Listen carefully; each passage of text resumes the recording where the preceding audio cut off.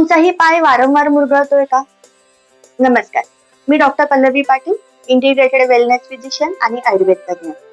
बरेचदा आपल्याला चालताना, पायऱ्या उतरताना किंवा एखादा खेळ खेळताना पाय मुरगळणं म्हणजेच अँकल स्प्रेन होणं हे खूप कॉमन आहे. यावर आपण बँडेज बांधतो, पेन किलर्स घेतो आणि 1-2 दिवसांच्या विश्रांतीनंतर पुन्हा कामाला लागतो आणि तोच पाय पुन्हा एकदा मुरगळतो. हा तुमचा धांदडपणा नाही आहे, तर याला म्हणतात क्रोनिक अँकल इन्स्टेबिलिटी. आपल्या गोट्याच्या ठिकाणी असलेले जे लिगामेंट्स असतात ते एका घट्ट रबर बँड सारखे असतात. जेव्हा गोटा पहिल्यांदा मुरगळतो तेव्हा ते रबर बँड एकतर सैल होतात किंवा त्या ठिकाणी टेअर होतो. दुखणं तर थांबतं, परंतु हा डळमळीत झालेला गोटा हा पुन्हा एकदा पाय मुरगळण्यासाठी कारणीभूत ठरतो.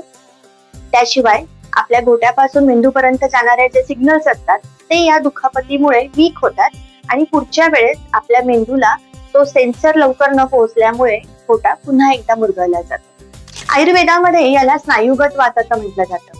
स्नायूंमध्ये वात म्हणजे कोरडेपणा वाढला की त्याने स्नायूंची ताकद कमी होते आणि त्यांची लवचिकता कमी होते. मग यावरील उपाय हा फक्त बँडेज आहे का? नाही.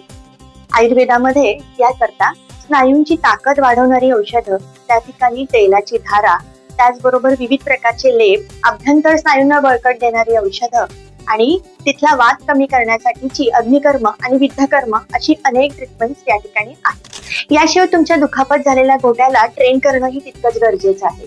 त्यामध्ये अँकल स्ट्रेंथनिंग एक्सरसाइजेस आहेत आणि बॅलन्स एक्सरसाइजेस आहेत, जे तुमच्या गोट्या आणि मेंदूमधील संपर्क हा पुनर्स्थापित स्थापित करतील.